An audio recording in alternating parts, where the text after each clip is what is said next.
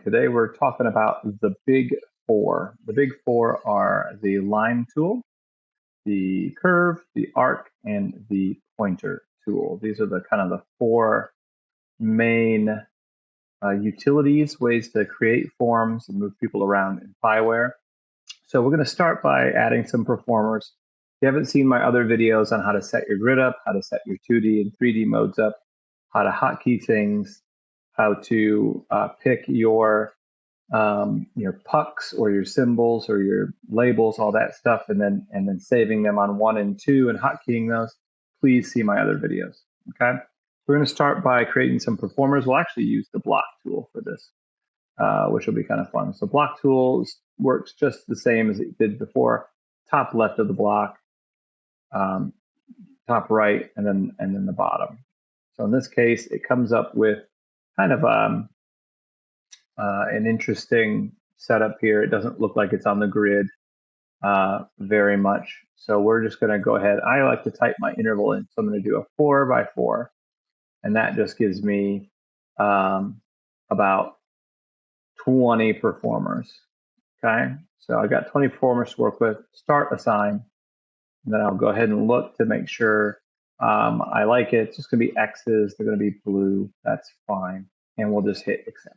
Now I like as my default to have the puck and the symbol, because sometimes bands like to have the symbol be F for flute and T for trumpet, and then a number, so 1, 2, 3, 4, 5. In this case, I can see the symbol and I have a puck, a dot, if you will, which looks nice on the page while you're writing. So I'm just going to select these people. Now, the first transition I'm going to use is going to go to a line, a horizontal line. So I don't necessarily want this grouping. So I'm going to go here to angle zigzag. And that's going to come up with my arrow tool. I'm going to point it down. And that's the way that I want it grouped to go on to the next page. All right, so from page 1 to 2, 16 counts. I'm going to have to move to a line. Okay, so I'm going to take my line tool and I'm going to create from left to right. So I'm going to click on the left, click on the right, and it looks good. I'm going to make my interval 2 because I want a 2-step interval. And then we'll make it so that they split the 50. Actually, now we'll have somebody go on the 50. That's fine. I hit start assign. Everything looks like it's created correctly because I made sure to group my people properly. And you can see they fold nicely into the form. One of the big key features that I found I've had to do since working with the program to get it the way I want it is to go to settings and to change this path size format to steps in 5 yards. If you do steps in 5 yards for path size format, it will show you when you're creating if your person is going way too far. So we'll move on and I'll show you what I mean. So for the next set, we're going to use the arc tool. Just like the line tool, you would click on the end of the lines and then the depth of the arc. So we're going to make the depth back here.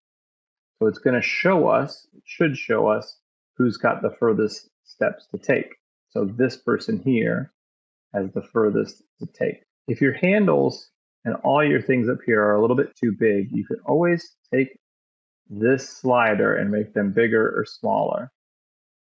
So this slider up here does that. And if it's not showing you, like this is 7.2 to 5 from this person to get to here to there, then you might need to click here on this thing. This little red tab says show hide primary paths and secondary position. So click there and that might start showing you your paths. Okay, these guys have 5.8 to 5 to get there. Don't want that. So it's nice that that information lives on the drill page and not off in a different spot. You will notice down here at the very bottom, there is a lot of the info that used to be in the stride indicator. And it'll show you like the max stride, 7.2 to 5. Matched positions, 20 out of 20. So all the 20 people have been matched. So, that's all very good. And then you hit accept. Okay, so for the line tool and the art tool, there's an accept button to accept the form just like before. So go to the line and then we go to the arc. Now, you may notice that these folks are getting kind of cramped in there. So if you want to create a curved path, you select the person that needs the curved path, so this person. And up here in grouping, you can click on this, and then you can kind of mess with their pathway so that they take a curved path. Same thing here. This used to be kind of a thing that you would do in the adjuster tool. You can just kind of do it now as you go, kind of free.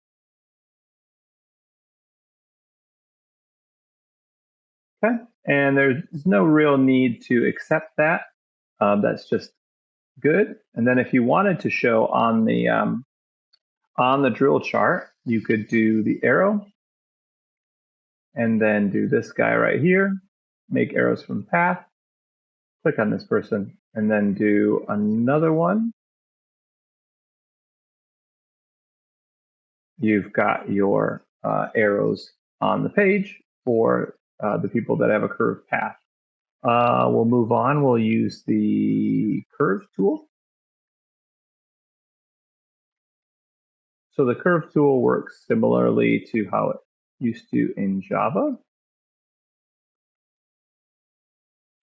where you just kind of go out and around and pick kind of your depth and how far you want all your curves to go. The biggest person's taking a 7.4, 7.55. We're doing okay. Good. Start assign and accept. Because I've been creating from left to right, I know that they're going to be in the right order. If they weren't, I can show you how I would work that next.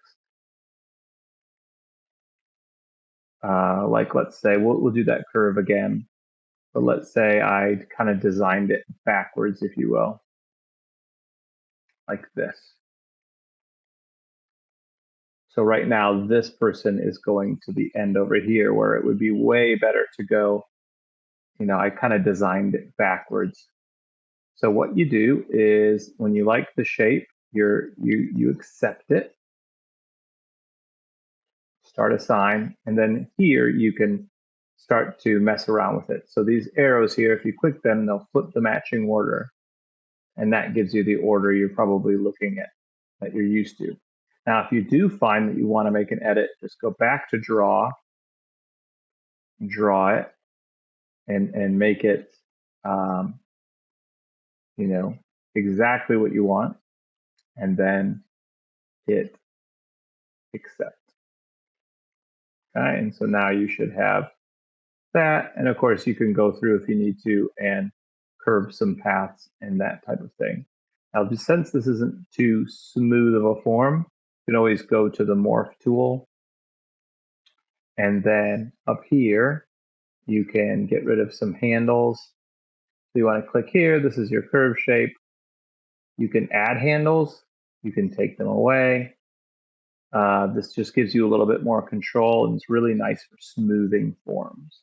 And you don't have to accept this. You can just click on your arrow again, and you're good. So now we've got a kind of a smooth S.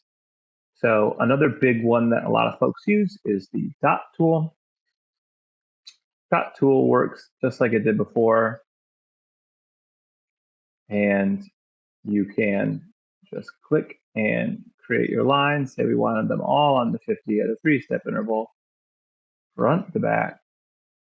Looks like when I get done with this, they're going to be going a little bit too far, so I'll have to crunch it down a bit. Now, as I'm going, I'm hitting Control, and I'm zooming in, and I'm moving backward on the grid.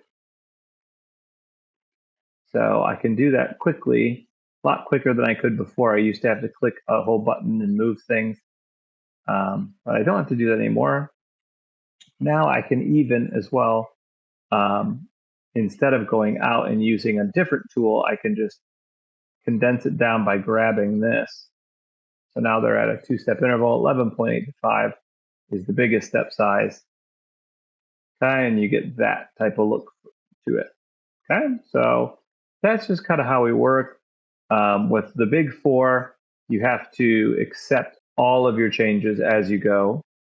With some of the other tools, they pop up in the ribbon and you don't need to accept them. You just click on the arrow, or that kind of gets you out back into where you need to go. So that's kind of my overview of the big four. I hope this helps. So I hope this was helpful, and I'll see you in the next video.